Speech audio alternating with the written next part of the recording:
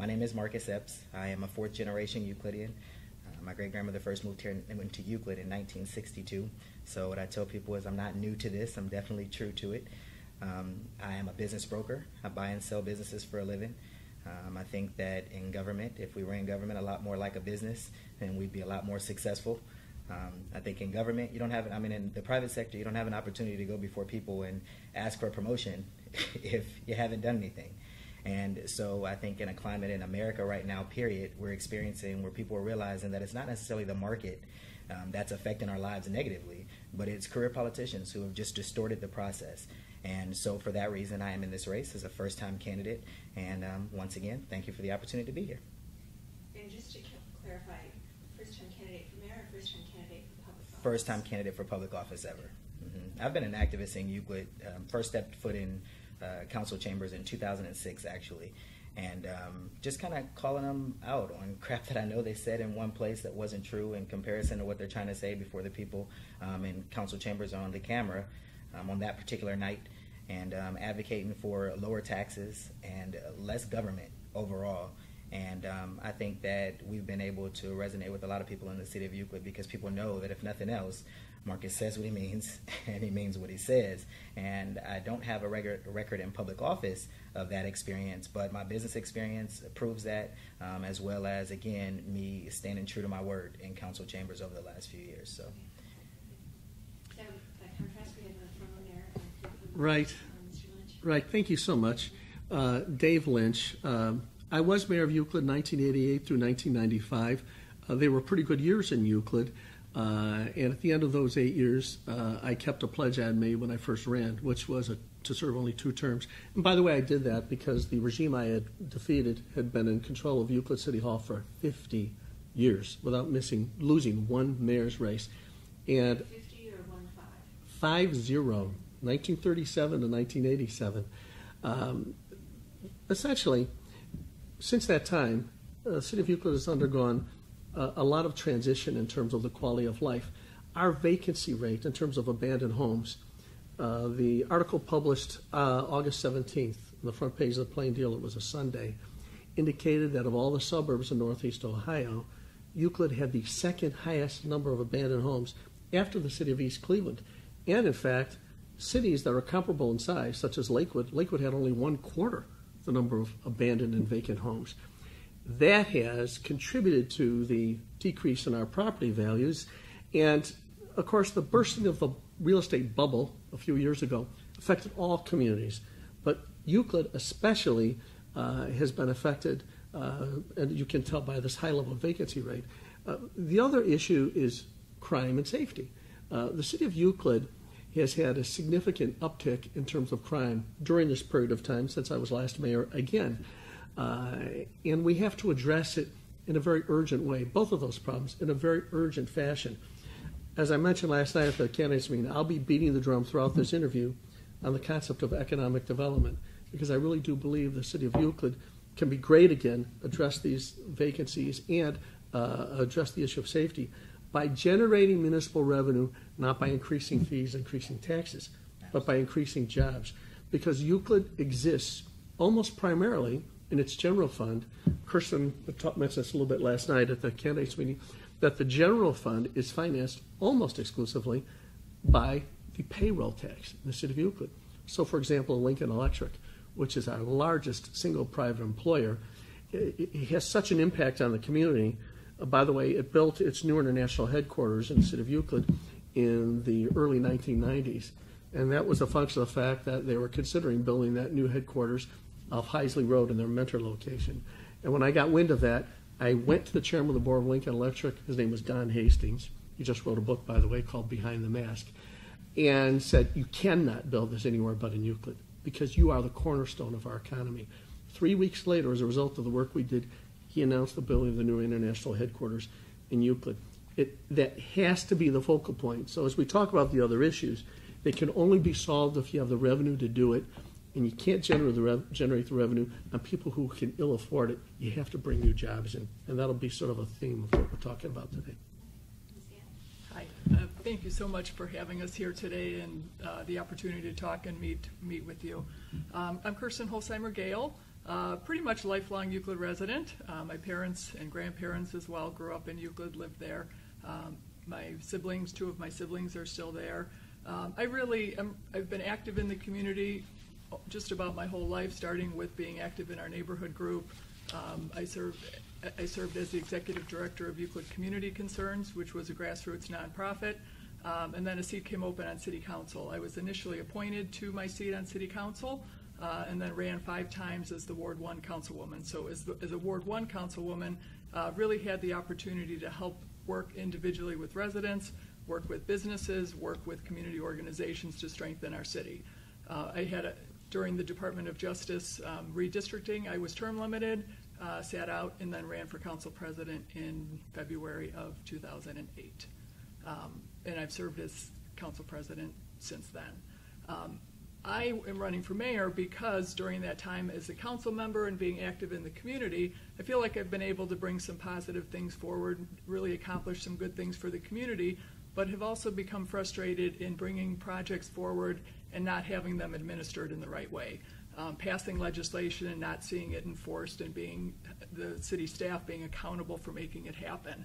So I've seen a breakdown in our customer service and our responsiveness to residents, and I really am committed to Euclid. My kids my husband and I are raising 3 children. I want them to choose to live in Euclid. Euclid has so many great strengths and assets. I think if we focus a little bit more on rebranding Euclid, letting people outside of Euclid know what a great community it is. We have a great lakefront. We have 254 acres of park and recreation space. We have a thriving business district that, yes, can be improved. That's one of the top issues we'll all talk about. We have affordable housing, and we have diverse housing stock that's suitable for many different types of people. I really do believe, and we have wonderful residents. So we're going to talk a lot about economic development, safety, housing, customer service, community services. At the root of what makes a community strong is its residents.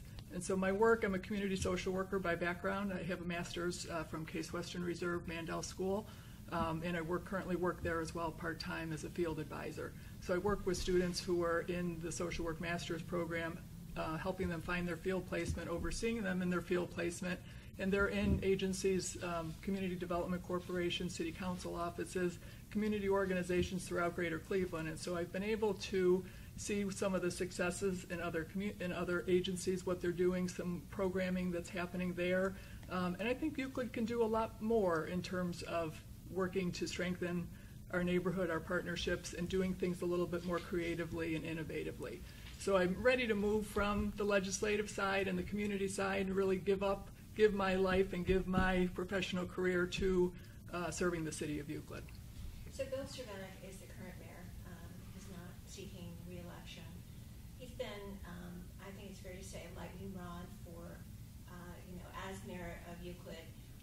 I think our perspective has often been that he's taking the heat for standing up on issues that are critical for inner ring suburbs, and in Euclid in particular, where there have been challenges in the school system and housing challenges, as was mentioned. I wondered what your perspective was on the Cervenek years. How do you feel you will be similar or different to how Bill Cervenek has handled things? I'm going to start with you, Ms. Gail. Great, thank you. There's no question Euclid's gone through a huge transition since the time Mr. Lynch was mayor. I think Bill Cervenek's done a great job in terms of our financial stability. He has helped the city get through some very difficult financial situations, and we've made some progress. We have brought businesses in. We have developed the lakefront.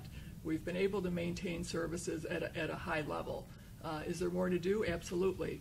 I think what's lacking, and one of the things I hear when I'm out campaigning, because I have been involved, is, it's going to be 4 more years of the same.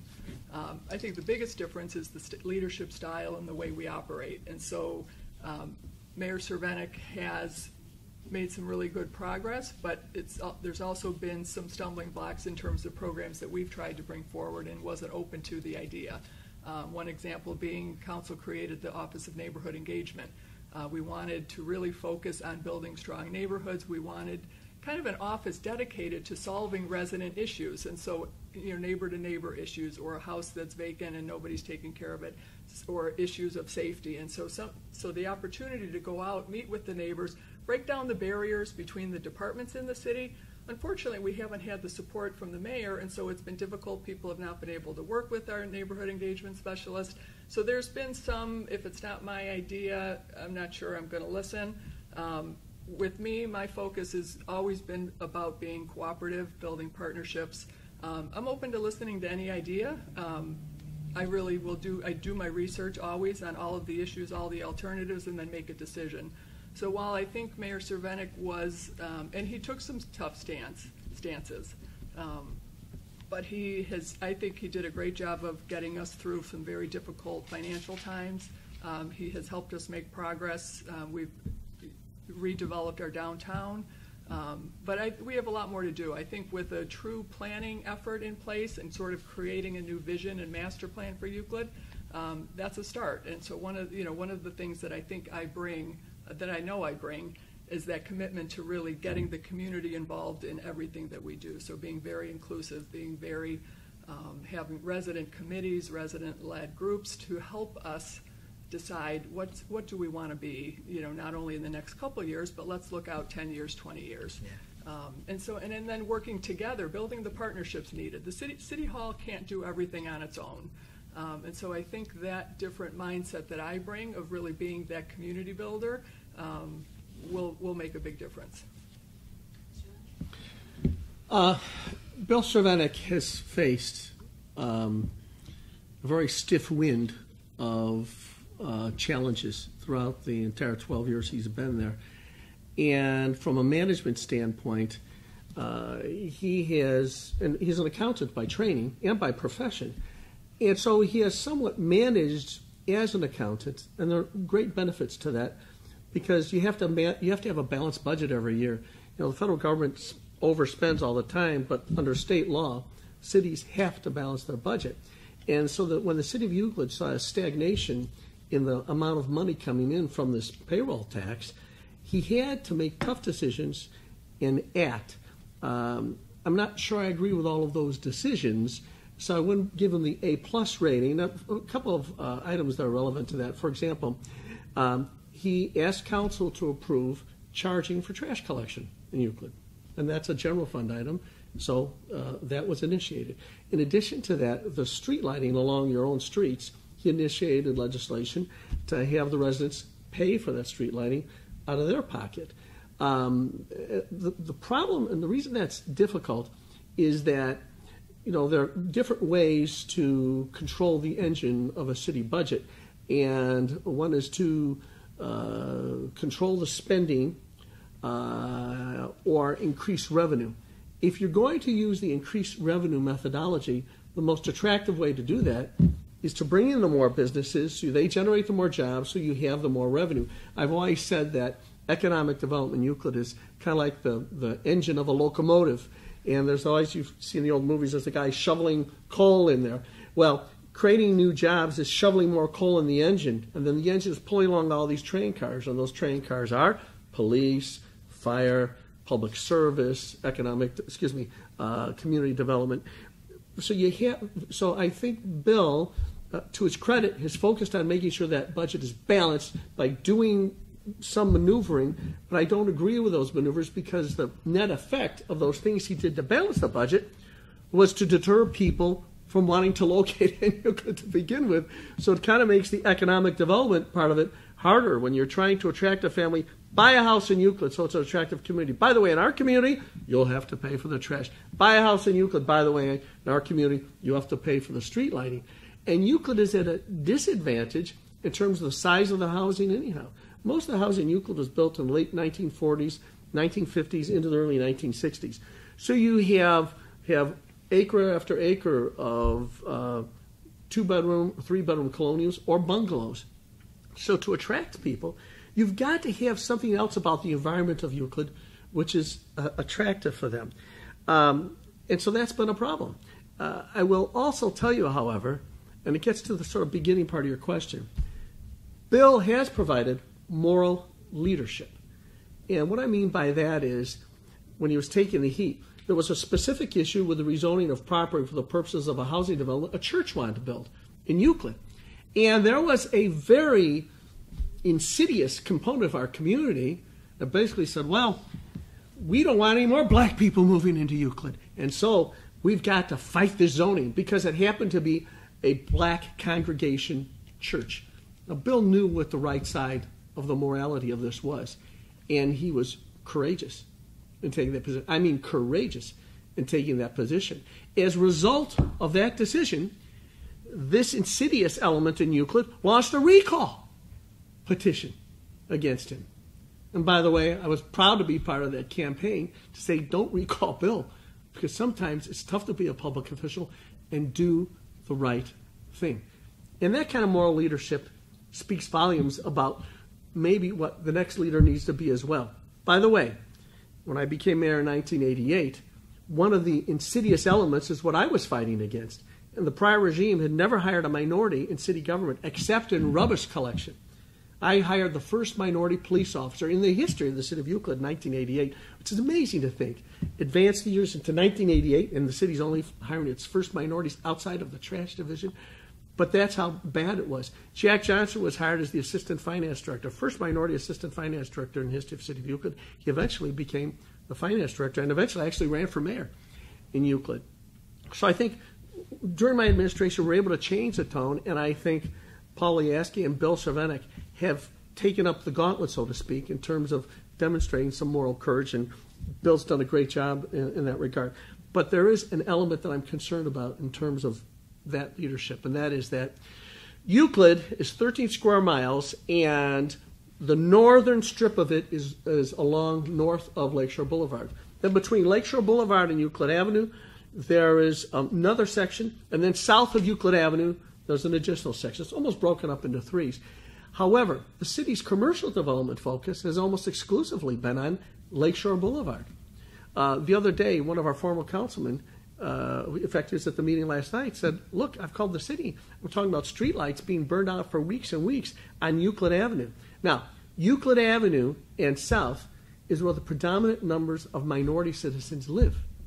And there is, I will say, and Mark, I don't know if you agree with me or not, that there's a sense of sort of despair, kind of like, well, that's great that all the people who live north of the boulevard, very few whom of minorities, who love to live along the lake in this beautiful enclave of Euclid, but why can't we have the city spend money and focus development dollars along Euclid Avenue and south? Euclid Avenue right now, from one end of Euclid to the other, west all the way east of Lake County, is a virtual commercial ghost town. And Marcus and I have both been knocking on doors up on, it's called Up on the Hill, because when you go south of Euclid Avenue, it becomes the elevations increase significantly. And there is a sense of abandonment, a sense of not caring. And in fact, well, the former council people last night said Euclid should be called the Tale of Two Cities, because those people that are not seeing economic development are feeling abandoned. Now, look, I know Bill personally, and he's interested in making everyone feel part of the community. But sometimes, if a developer says, I'm going to focus all my interest on Lakeshore Boulevard, and by the way, Lakeshore Boulevard looks better because it's beginning to get a sort of a Tremonti kind of a feel. A new restaurant opened up just a few weeks ago called the Great Scott Restaurant. I think Kirsten was the grand opening. Outstanding place. But there's a different world going on.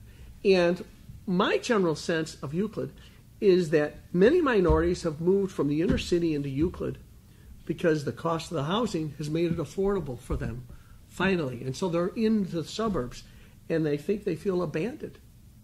I think they feel abandoned. That we have left the inner city in order to escape problems of crime and a sense of being ignored by the government services. So we'll talk about those issues yeah. in a little bit more depth. Okay. Mr. Epps? I'd say that I agree with Mr. Lynch that in many ways, Bill Cervenek has been a good leader for Euclid overall. But I think that the decisions that have been made, and you do have to, as a government official, make tough choices, but it's what choice are you making? And I think that's the key here. Some of the things that are spoken about businesses being brought in to Euclid right now, that is true, but it's just a drop in the bucket. And what we do is, and I sat in, again, I've been that activist, so I sat in council chambers, and I asked Mayor Cervinik one day, I said, Mr. Mayor, why is it that we are not going into other communities and talking to businesses and talking to business owners about bringing their business into Euclid? And his answer to me was, well, we're trying to be good neighbors. But I talk to businesses every day for the last couple of years, and these business owners tell me that these other communities are sending their economic development directors into Euclid and talking to them about coming to their community all the time. And so we elected Bill Cervinik to be mayor of Euclid, not mayor of the county, or not to be good neighbors to other folks. And I think that that's key, because there should be no economic development director anywhere in Cuyahoga County or anywhere in the United States of America that can come into a Euclid business and offer them anything that we have not already offered them.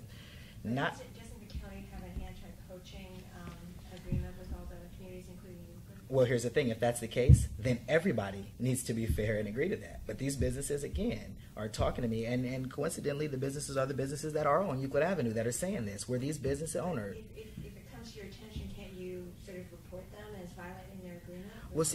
Here's the thing. Here's the thing and what happens. And we can do that, but reporting and actually digging your heels in and doing something about it are two different things. Because I'd argue that we've had too passive of an approach in government, period. And, you're going to report, the lines of communication have broken down, so we're going to report and tell somebody about it. But what are you actually going to do to do something about it? And I think that if we have neighboring communities that are coming into Euclid, that are talking to our businesses about leaving, then we need to make sure that, one, we're talking to our own businesses. And these business owners say that our mayor is not talking to them. City council president, they've never met her.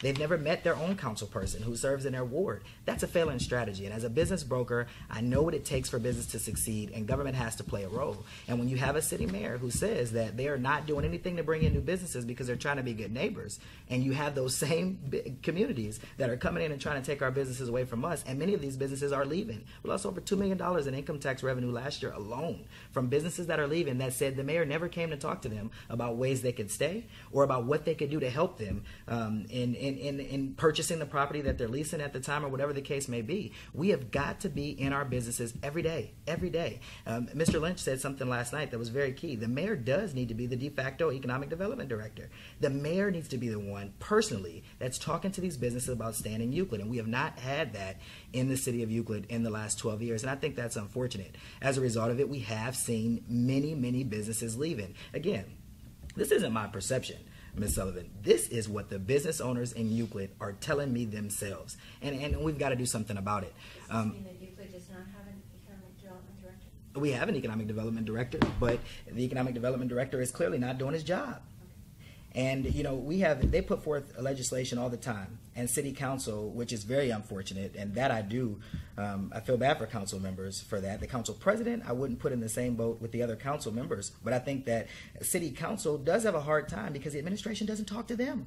Not only are they not talking to our businesses, but council comes to the meetings, and they have never got questions that they've sent to the administration answered about things that are going on within their own wards and about legislation that they're being asked to vote for on that particular night. We have got to make sure everything that happens, I tell my kids this and I tell my employees this too, everything that happens in life happens through relationship. And you build relationship through conversation. And if you're not in these businesses and you're not in city council or inviting city council into your office and talking about your plans and your ideas to move things forward, you're never going to be able to get enough support to get things done. And so I think that's where Bill Cervinik has failed our community. And but he wasn't helped. Before Bill Cervinik became the mayor, 20 years ago, we instituted a tax increase on the residents of the city of Euclid. And it's an income tax increase. And that put our income tax rate at 2.85, with the second highest in the state of Ohio. And I think that has also been a driver of businesses leaving Euclid. And so this isn't all Bill's fault, because there were policies that were laid before him that have tied his hands in many cases as well. However, knowing that you have those policies, what have you done to try to reduce that tax or to try to bring in new businesses to reduce that tax so that you relieve the burden off of people and you relieve the burden off of business? And that's where I think Bill Cervinik has failed us. Doesn't part of that income tax support the schools? Yes, and I think that's a big problem right now, to be honest with you. I think everybody agrees, and which is why the schools have been successful at keeping this on the books for the last 21 years, is that a thriving school system is a reflection of a good community, and people look at the schools when they come into a community. However, our school system isn't thriving right now. We're having a really tough time, and I think that it is proven that throwing money at the problem doesn't solve the issue. And we do. We give 70%. 70% of our property taxes go to the schools in Euclid. And then an additional $6 million in revenue from the income tax. It is unconstitutional to fund your schools via the income tax. It is. No, it's not, because the voters have passed those. No. Let me correct you about something. No community now can go and do this.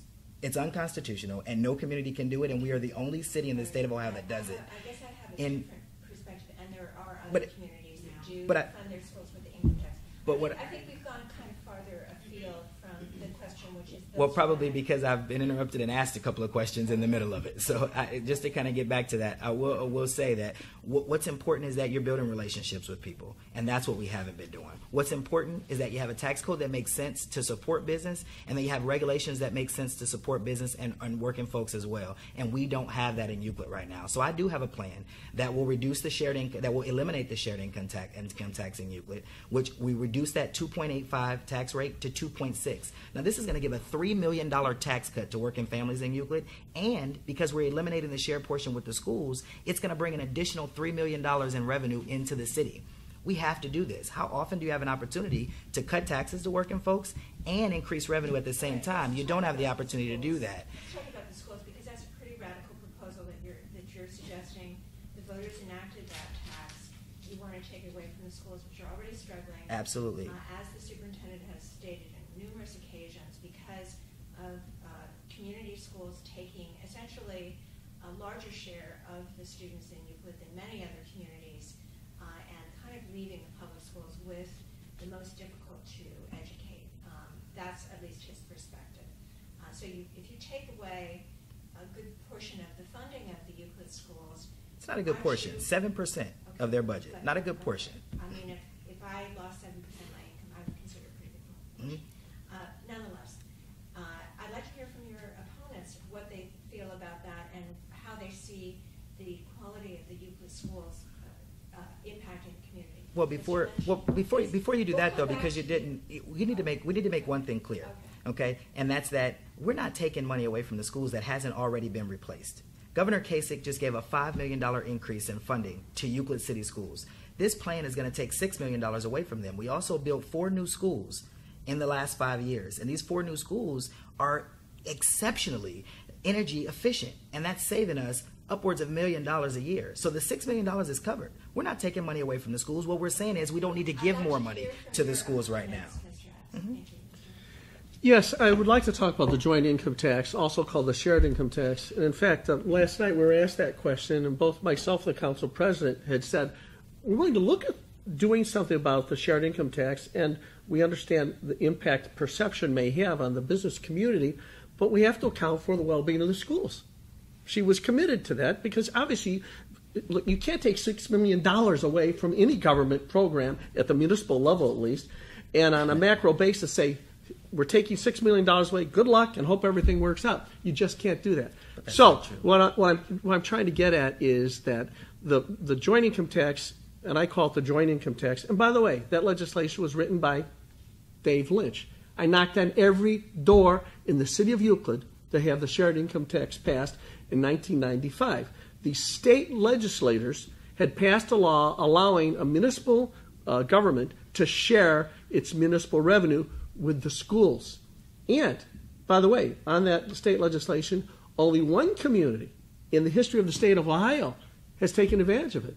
It was that one in 1995. It was voted on once in the city of Euclid, also in 95, was defeated by the voters. There are no other communities in the state of Ohio that share their income tax. And by the way, there's another reason for that. A couple years after we did that, the state legislator changed the law and prohibited other cities from doing that. So it's not a constitutional issue, Marcus.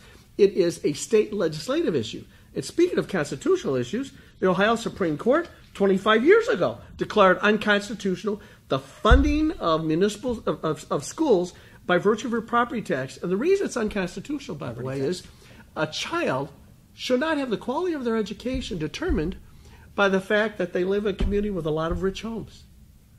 Or they live in a community in rural Ohio, they get slammed by that. We can buy a house for $1,500, and the real estate taxes aren't enough to give that kid quality education. The Ohio Supreme Court has said that on 3 different occasions you can't do that.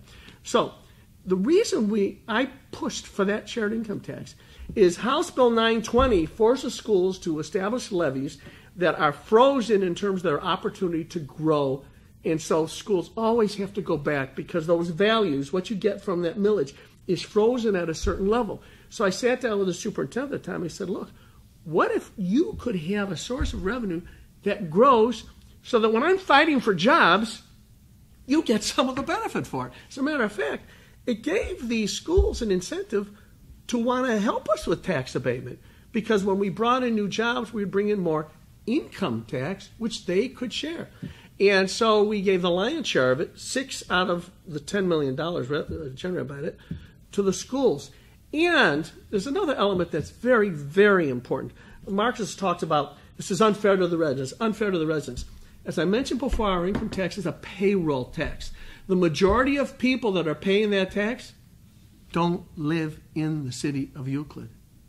The majority of that impact affects people outside the city of Euclid. Lincoln Electric's a great company, but the vast majority of people that work at Lincoln Electric live in Mentor or Kirtland or Willoughby or the city of Cleveland. They don't live in the city of Euclid. We do have many employees that work in the city that live in Euclid, but the fact is that it's not an impact on the residents. And if you want to get rid of that $6 million and start piling on more real estate tax, that affects senior citizens and people of low income that will owe real estate, and that is what you'd be pushing the schools to do. Is there a disincentive that our rate is 2.85? There's some disincentive, so we need to find a way to partner with the schools. If we're going to get rid of the schools portion, then we need to do something to make sure there's something else there to replace it. You cannot willy-nilly say that we're just going to wipe something out without having a plan to resolve the rest of it. So just to clarify, I wasn't aware that this was different than the other schools that have enacted income taxes. This is actually something that the city of Euclid decided to do for the schools as opposed to residents voting in special income tax. Interesting you should say that. First of all, you're talking to the chairman of that campaign. So yes, and I knocked on every door, and it is the city. However, it was done in conjunction with the schools in terms of they participated in the campaign. Obviously, they knew where they were going to be receiving the revenue. And the schools themselves were part of the communication, but it went to the voters. That's why I said knocked on every door. I didn't go to the city council and say, let's pass some legislation to increase the income tax rate. What I'm trying to get at, though, is a decision to change that. Could the city just simply determine, as Mr. Epps suggests, to take all that tax revenue? No. So this was a specific it has to be voted by the people. For the voters as a shared tax. As a shared As tax. a shared which- tax.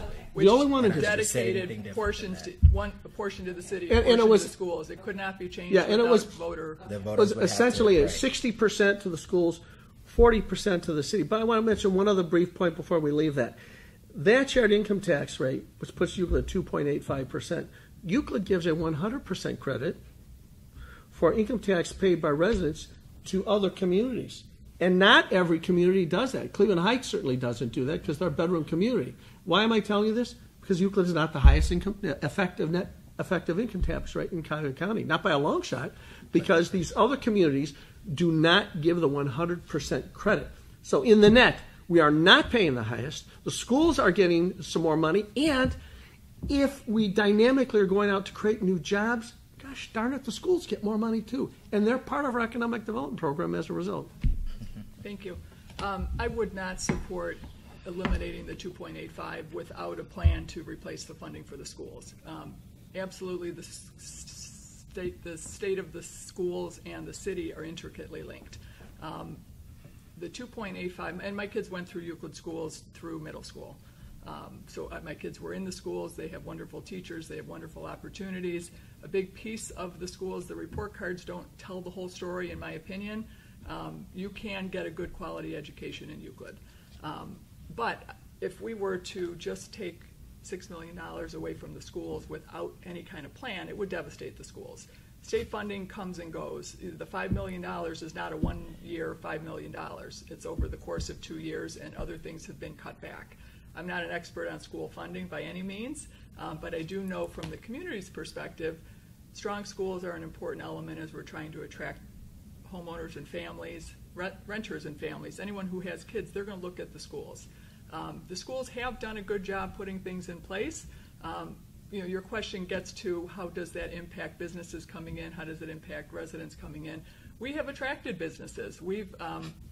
The old PMX, which was a factory that was torn down, Fogg came in and built a spec building. We now have Remedy and I'm blanking on the other one. Guardian Technologies, two companies that came in, brought jobs. Fogg built a second building spec. There's several. So that's on that property. There's room there for several more buildings. They're coming in. There's attracting new businesses. Help Foundation moved their headquarters to Euclid Avenue, built a new building. Fresenius Medical dialysis care came. HGR just did a dedication. They've been there for a little while. They're building up to 100 jobs there and want to continue to expand. This is in the old inland plant. We are attracting businesses. Is there more we can do? Absolutely. And I believe if we have a strong plan, if we work with some partner organizations, if we take the opportunity to brand some of our business district, primarily the industrial manufacturing runs through the center of the city. If we can brand certain industries, so a tech corridor, or Euclid can be a place that people want to come do business. We're not communicating outside. We're not communicating with the businesses. We're not communicating outside.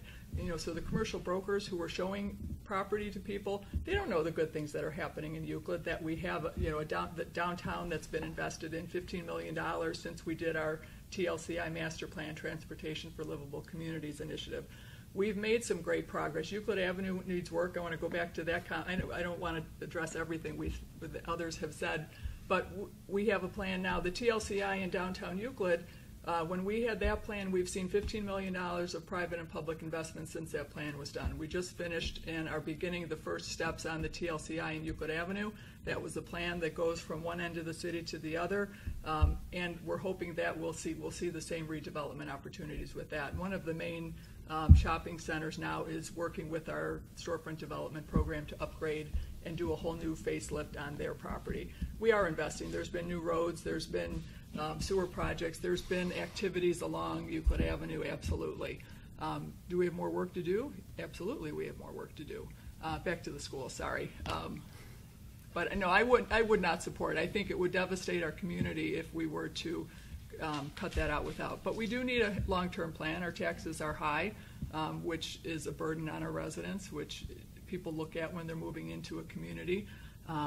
One of the things that another council member and I proposed an ad hoc long-term finance committee. We wanted to bring residents from the community in to help serve on a task force to look at, okay, where are we, what can we do? People who are actively involved in business and finance, and we have residents with wonderful talents and experience.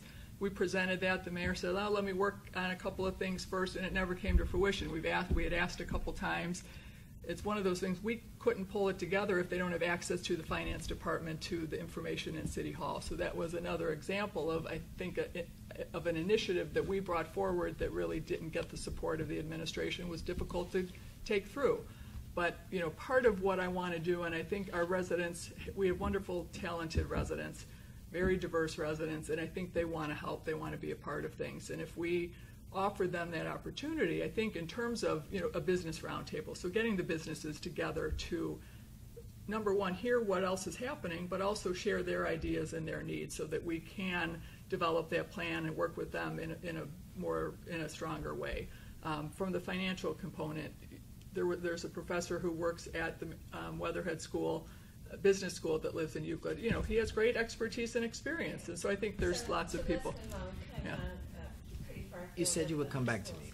You stopped me and said that you would come back to me on the school's issue. You expressed your additional points of view, I thought, on that. No, and then you said we'll stop because we'll come back to you. Okay. But with all due respect, I just want to hit a couple of points, and I won't go on and on and on about some of the other things that were said or anything. But what I will say is this: Kirsten Holzheimer Gail is absolutely right. We do need a master strategic plan. But I think that the person that you have to find out who's going to be the best person to execute that plan, and that's the real issue right here. And she has been the liaison, de facto liaison, between the administration and council as council president in a very strong leadership position, and has not been effective in even bringing those folks together. So the idea that she's going to be someone to execute a master strategic plan, I think, is the most ridiculous thing that folks have ever heard. And the other. Tell us about absolutely. And then there is a $5 million increase in state funding for the schools. I talked to Kay Van Ho, who was the president of the school board last night, and she admitted to me when we talked that you're right, Marcus. Under what you're saying, we don't lose a dime with the increase. However, what happens after that? And so she's right. But the treasurer of the schools right now said in an interview in the Sun Journal some years ago, about 7 or 8 years ago, that there is an extreme amount of waste within Euclid City Schools. They have a $73 million budget and then just got this $5 million increase. So that will push them up to 78. But a $73 million budget, the city operates and runs the entire city on a $38 million budget. Regular folks don't understand that. Throwing money at the problem does not solve the problem. And one of the biggest applauses, that lines that I got last night from folks, was about talking about this income tax. So that is the proof that it is a burden to people. And to sit here and say that, our taxes aren't high or we're not paying the most taxes is another very ridiculous thing to say. You said it yourself. And you said it. We've got to have a leader who is willing to make tough choices, even though it's not the favorite choice to make by everyone. And that's what I'm willing to do. In business, you have to make tough decisions. We're $55 million in debt in the city of Euclid right now. $55 million in debt. And the idea that we can sit here and say that Bill Cervinick was a great fiscal manager, where he managed our financial crisis, borrowing yourself into oblivion is not the way to go to do that. And so we have to look at things, and we can't talk about what we're going to do. Can't talk about bringing new businesses in without talking about dealing with our tax code. Businesses aren't coming here because of the taxes. Businesses aren't coming here. We've got high property taxes. We've got high income tax. That's why businesses aren't coming. So to say that we're going to bring in new businesses to cover a shortfall is not factual at all. Onto a lot of different topics in your response. $55 million in debt. Can you clarify what that's from? We've borrowed and borrowed and borrowed. Is that for a specific project, or that's the total Well, that's our total debt. But this year, we borrowed $2 million to pay for our streets. When a city gets to a point to start borrowing money for capital projects, you're in trouble. We've had to borrow money to fix our roads. We've had to borrow money to purchase equipment. That means that we're not fiscally sound. The state issues bonds for capital projects, and so do the schools. So why shouldn't municipalities do that? Why shouldn't we do what? Why shouldn't municipalities issue bonds for capital projects? What municipalities should do is make sure that we have a strong economic environment, a strong housing stack, so people are there, and so that we can afford to pay for this stuff straight out of the general fund. And under my plan of ending the shared income tax, we will have $3 million additional revenue to do things like pay this. I'd like to hear your opponents regarding the city's fiscal condition. This is very, very funny, and I have to point this out now at this point, and it's because again and again and again. Absolutely. Don't want to hear from me. I understand. The people do, though. We're going to continue this. We have other candidates. Absolutely. I respect your process. Absolutely. City's budget is in trouble. The income tax collections, which is the payroll tax, have been stagnant. The council president is right to point out some of these positive developments, and what she's identified are fantastic. The problem is it hasn't been enough to offset the people leaving. University hospitals, 400 or 500 jobs left only about 9 weeks ago. And almost $700,000 in revenue. Relocated over in Warrensville Heights. So, when you're bleeding over here, it means you just have to do that much more over there. And I applaud the efforts that have been made to get these businesses to grow. But, he used a phraseology, which is actually my candidate response for him, which is that the mayor has to be, to solve the economic problem, the de facto director of economic development. We have a director of economic development, but the mayor has to wake up every morning, as I did 8 years ago, saying, what can I do to bring more new jobs to Euclid? I talked a little bit about Lincoln Electric. When Clester Hauserman, and by the way, you have to be creative on that. Could you speak specifically, though, to this idea that the city has overcommitted itself? Oh, you mean in terms of the debt? Yes. Well, the biggest overcommit in debt, and he talked about $55 million. However, and by the way, the city's budget isn't just $38 million. We have other funds besides general fund. So the total municipal budget is $65 million. Mm-hmm. But the very biggest component of the debt is in the wastewater treatment plant. The city council over the last 24 months has approved ordinance after ordinance after ordinance to implement environmental changes in response to a federal consent decree from the Environmental Protection Agency, as they should respond. But the commitments they've made now commit us to anywhere between $155 million and $200 million improvements in the sewer system and wastewater treatment. And while you have to be responsive to the federal government, here's a shocker for you. the City Council approval in the 2012 ordinance indicates that the sewer rate will increase by 47% to service that debt. One of the things you asked was, well, should municipalities be allowed to issue bonds in order to take care of capital improvements? Of course they should. However, the people that hold those bonds have to be serviced. Yeah. They expect a return on those bonds. Yeah. And the city's financial rating has gotten worse, not better. The rating by Moody's in New York has the city of Euclid with a lower bond rating, not a higher one, which means that it's that much harder to attract people to buy those municipal bonds of the city of Euclid. So we are on the edge of a fiscal crisis in Euclid with the stagnation of the income tax, because what that means is we have a police contract and a fire contract and various other contracts to unions that require us to pay them increases over the next several years. So what portion of this $65 million debt is what you mentioned is? No, $65 million is the total operating budget of the general fund and the other funds. Okay? So what portion of the $55 million debt is for the wastewater treatment plant? None of that $55 million. That's the regular capital funds. Okay. The city, to clarify things a little bit, the city of Euclid has something called an enterprise fund, which means it's almost like you set up a little separate company, but the city of Euclid is still liable under that company. A good example of that is the Cleveland Water Department. It's off book. It's not part of the general fund of the city of Cleveland. Well, the city of Euclid, like Northeast Ohio Regional Sewer District, operates its own sewer plant in its own sewer system. And by the way, it has customers outside of Euclid. Wycliffe, Richmond Heights, other communities are tied into our system. Yet, in order to comply with this consent decree, the city has put itself in a position where you've got this $155 to $200 million cost. And by the way, the bids for all these projects, these are all estimates. These projects haven't been finished being bid out yet. Okay. What do you do if it comes in too high?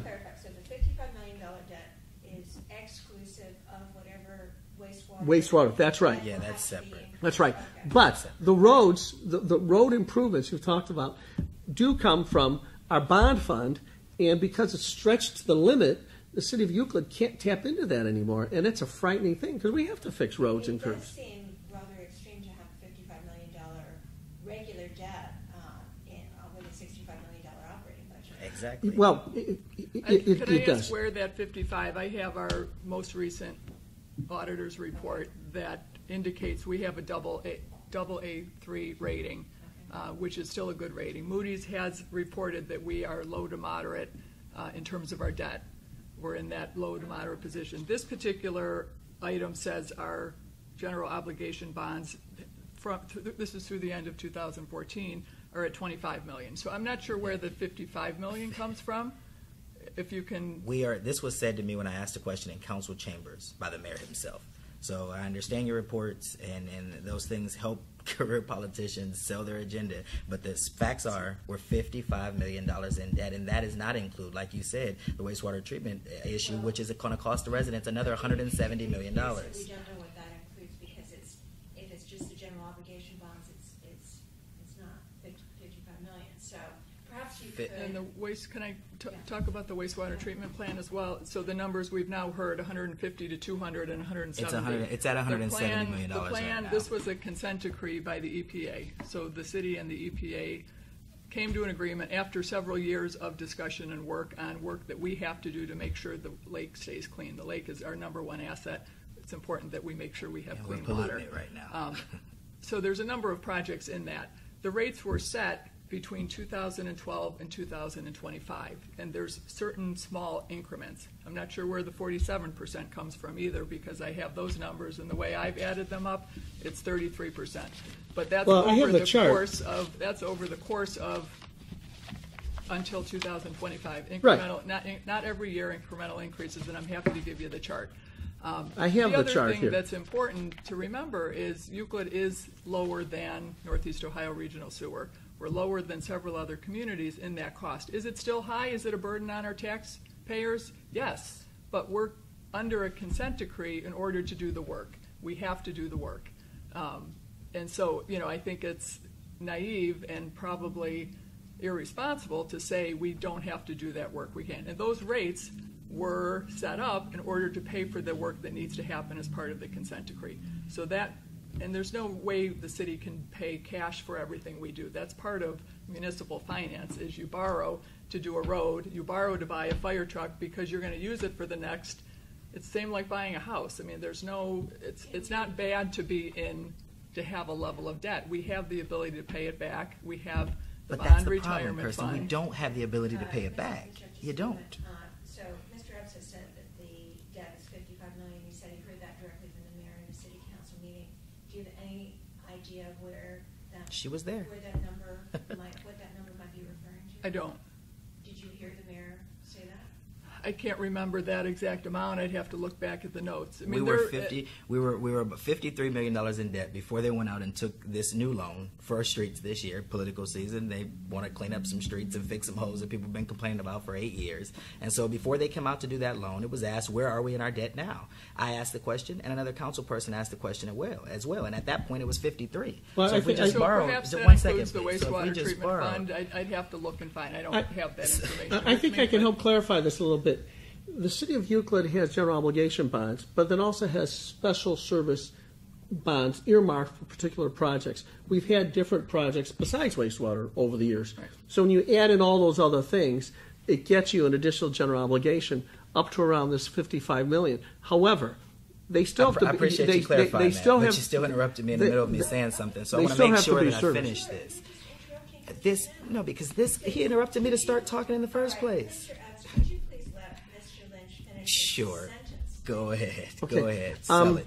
And by the way, Kirsten's right. Those are incremental increment. I said 47%. It's ordinance 157-2012. This chart was provided to the city council of the rates, and it shows it going from 36.32. By the way, the beginning point was 2013, to be fair, to January 1st of 2025 to 53.53 cents. So as a result, it's a 47% increase, and it is incremental. There's no question about that. Here's the biggest concern I have, and I think she's right. Look, by the way, when I first became mayor, that's when the city was in the middle of this federal litigation. Imagine having somebody say, by the way, you are a defendant in a civil lawsuit from the federal government, and they've named you personally to pay a $250 million fine. It was kind of a scary thing. I remember going to Judge Krensler's chambers and talking about this, and eventually us working out a consent decree to pay for improvements. The difficulty I have is that the federal government in the consent decree, generally speaking, says meet these targets for water quality, but they don't require you to do it in a specific fashion. However way you get to that target, the EPA is happy with that. And so the reason I'm concerned is that the city council has approved methodologies which are the most expensive ways to hit those targets. And they have set aside some of the green infrastructure methodologies that allow you to meet the targets without spending as much money. The city is using essentially a lot of gray construction, pouring a lot of concrete to create cisterns. They're called swirl concentrators or equalization tanks to hold the water so it doesn't get into the lake. So I really want to move on to a few issues that are raised by readers as well as others. I'm sorry, Mr. Epps. We do have some other issues we'd like to put on the table. Of course. There's a question from a reader named Westside Eastside. He asks you, Mr. Lynch, where you have been for the past 20 years. The only involvement I've seen from you is at planning and zoning meetings when you represent clients. If Euclid meant so much to you, why did you move to Cleveland and run for mayor? And then why did you move back to Cleveland? To Euclid? And when did you move back to Euclid? Okay. I believe that the seat of moral leadership for Northeast Ohio is the position of mayor of the city of Cleveland. I've always thought that. When there was a reorganization of county government, we established a county executive, and some people said, well, the most important leader in Northeast Ohio isn't going to be the mayor anymore. It's going to be the county executive. But that hasn't changed. I still believe the seat of moral leadership for Northeast Ohio is in the mayor's seat of the city of Cleveland. In 2005, I ran for mayor. I moved out of Euclid into the city of Cleveland. By the way, you can't run for mayor of Cleveland unless you live in Cleveland. So that's why I did that, and I said so very clearly. And I love Northeast Ohio. This is where I was born. I was born at University's Hospital McDonald House here in Cleveland. And the region suffers from some of the same kind of malaise that the city of Euclid does right now. And as a region, I believe that if you're going to uplift the region, the seat of leadership has to be the mayor of the city of Cleveland. And I wanted to try to do that. And the only way you can run for that office is to move into the city of Cleveland and run for mayor. By the way, in that election, they have a primary process, and the top two are Jane Campbell and Frank Jackson. 3 other candidates tied for a virtual third, and I was one of those.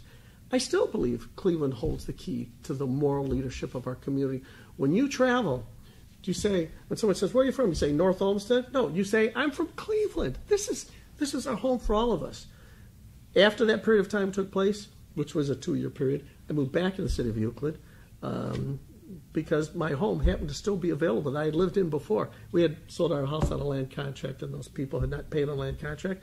So when we found out the land contract was not being fulfilled, we moved back to the city of Euclid again. So, but 33 years and 31 of those in the city of Euclid. Okay. For all candidates, this is a question from Puerto 123. He says, as a parent of, or she, it's not clear, as a parent of school-aged children who attended parochial school, I've been disappointed with how little the city has invested in recreational services. And in many families like ours that travel to other suburbs to access the recreational and art-based facilities and services that we would prefer to enjoy closer to home. The library is a gem, but the tennis courts, pool, and ice arena are in need of significant upkeep. What plans, if any, do the candidates have for investing in the city's recreational infrastructure? Mr. Epps, I'm going to start with you. I'd like to keep it brief, please. One of the very first things that I'm going to do once I'm elected mayor on November 3rd is we're going to go out and we're going to find the best grant writer there is.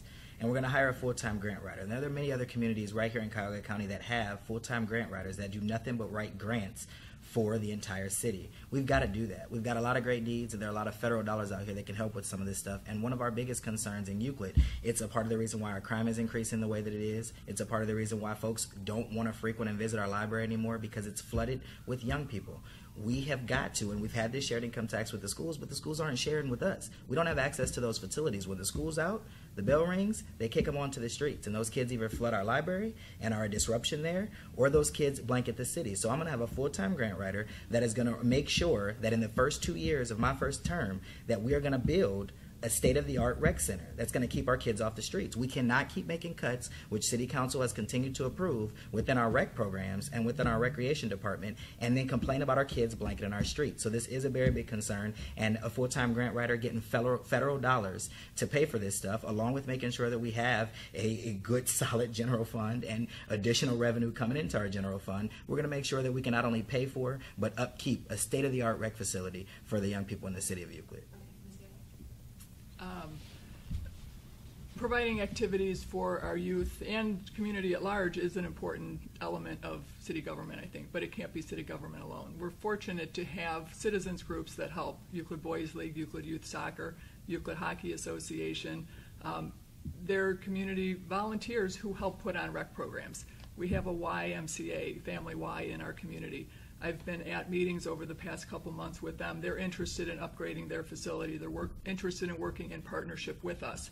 We have facilities. I'm not sure the answer is a brand new rec center because, number one, I think most of the rec centers that have been built are probably $10 to $15 million in some of the other communities. Not only the cost to build, but then to operate. Would I like to have one? Absolutely.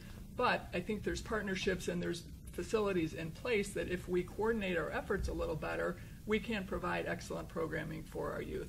We have the 4 elementary schools, and part of the community plan when they built those was to open them up. So having after-school rec, they have not, but I think if we work with them, my hope would be we could get to some of that. Shore Cultural Center is a gem in our downtown Euclid. It's a historic building. It is, in essence, our de facto community center. It's a place where people can come together, connect for arts program, cultural programs, GED classes, Tri-C. The city has supported the operation. There are gyms there as well, so there's fitness classes and yoga classes. It in some ways is serving as that. So I don't know that building a brand new one, while I would love to do that, I'm not sure where the money would come from to do that. It would have to come at the expense of something else right now. But I do think if we develop partnerships that we can provide more activities, more programming. In terms of the specific pool and tennis courts. We instituted a memorial park master plan a couple years ago that sort of outlined improvements and how to get there. The issue has been the funding. So we do need to make it a priority, make sure there's a long-range plan to upgrade and maintain our facilities. I mean, so much of that comes sometimes just from not maintaining them to the appropriate level. Sorry. A new rec center. What a wonderful thing that would be in terms of an attraction. And this relates a little bit to the question of what was I doing in between. I served as the law director of the city of Westlake. And one of the things that I had an opportunity to have jurisdiction over is they built a recreation center that makes the Browns facility seem like a little minor workout center. I mean, it's spectacular. There's more than one swimming pool. It's unbelievable. People were canceling their memberships at high-class facilities like a Bally's or something like that so they could just get their membership at the Westlake Municipal Facility. So it can be a wonderful attraction, and Euclid needs it, especially for some of the reasons that Marcus is talking about. Kids have to have a place to go and where families can know that it's a safe place. Now, the money. Yeah, the person's right. Where does the money come from? And that's why I get to this drumbeat of economic development, bringing in jobs, to reduce the burden on the residents, to provide additional revenue, to provide those other train cars along the way, including a rec center. However, there's one component part that we haven't talked about, which I think is part of the real solution, and that is that we do have a number of good corporate citizens right now who'd be delighted about Lincoln Electric. I'll tell you right now, I know the leadership of Lincoln Electric. They would love to be in a position where they could pay for an entire wing of a new recreation center. Mm-hmm. There's a company that's growing leaps and bounds. I know two of you have heard about it, called Tervis, Trves. And they're an offshoot of a company Euclid called PowderMet, which is a nanotechnology manufacturing company. They're growing by leaps and bounds, creating lots of revenue and lots of jobs. They would love to sponsor a wing. There's an organization on 222nd Street run by Sam Fody called Hosemaster. They continue to grow and expand. We have good corporate citizens, and I think we can get there in that fashion. One last issue before we wrap up that we've heard from a number of readers and residents in Euclid about, and that is the crime rate. If you could address that and what, if you became mayor, you would do about that. Mr. Lynch, I'm going to start with you. Okay. And please be brief. Well, that's the toughest question you've asked. Please be brief. You know, of all the people that are running for this office, or even the other city council offices, there's only one that served as a prosecuting attorney, putting people in jail. I was an assistant prosecutor for the city of Cleveland. That's how I started my career, trying cases, working with police departments, and putting people behind bars. The city of Euclid now has 91 police officers. And during the time that I served as mayor, we got that number up to 107. And by the way, crime has gone up, it hasn't gone down. So you see crime going up, number of people deal with that crime, that is police officers, going down. So on a very basic level, we just have to hire more police. Of course, the money issue comes up, and that's where economic development comes in again. In addition to that, however, the city of Euclid should be expanding its community policing program, and that does reduce crime. And unfortunately, all of our officers are not trained as community police officers, and they absolutely all have to be. It's kind of like saying to the police department, let's get everybody on the same page. So instead of having this group of police officers that deal with the youth and community policing, let's have everybody participate in that. And I think that is a key component part. So if you increase the number of police officers, engage in more of these community policing activities, we can address crime, but there's no mistake. It's bad now. It's bad now. The place I bank at in downtown Euclid on Lakeshore Boulevard was robbed twice within a 30-day period. And the reason I talked earlier in this communication about people feeling abandoned that moved into Euclid is they came into Euclid to realize the American dream of some place that's safe for their families, and now they're concerned that that dream is getting away from them. Thank you. Crime is absolutely an issue, too much of it. We have to, I believe, keep our safety forces stronger. I've asked the mayor, and he's committed to hiring more policemen by the end of the year. I believe 6 new firefighters are coming in, 6 new police officers by the end of the year. Community policing is an important piece of it. We have to get enforcement is one component, but preventing it and what we can do to prevent it at the neighborhood level, at the community level, is critical. So I really would focus as well on bringing that community policing, those initiatives back through the entire department. A lot of my work has been really neighborhood focused, so I believe it's important to get out into the neighborhoods.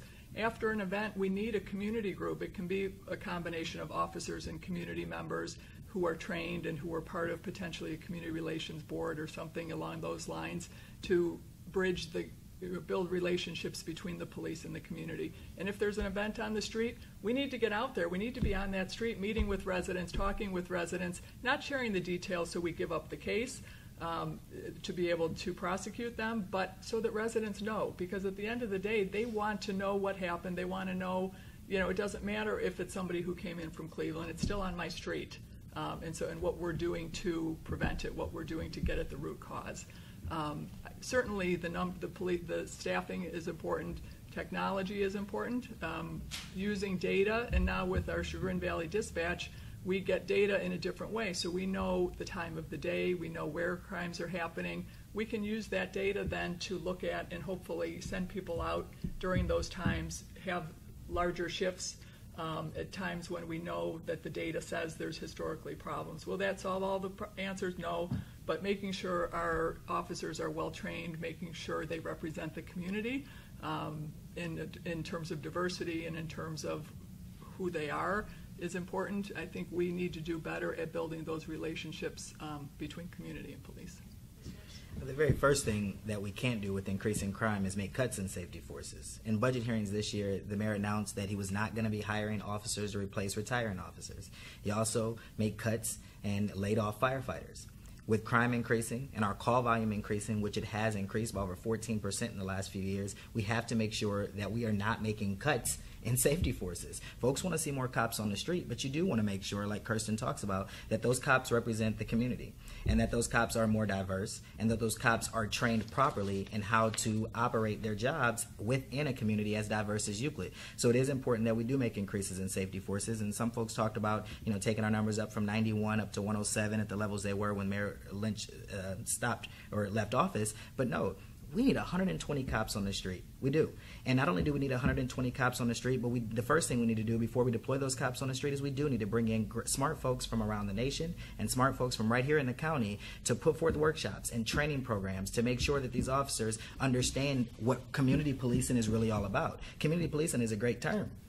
How effective are you at policing the community is an entirely different thing. And so we do need to make increases in our safety forces. I talk about it all the time. And the very last thing we need to do, we talk about the mayor saying that we're going to bring in 6 new firefighters, 6 new police officers. Why wasn't that the original plan?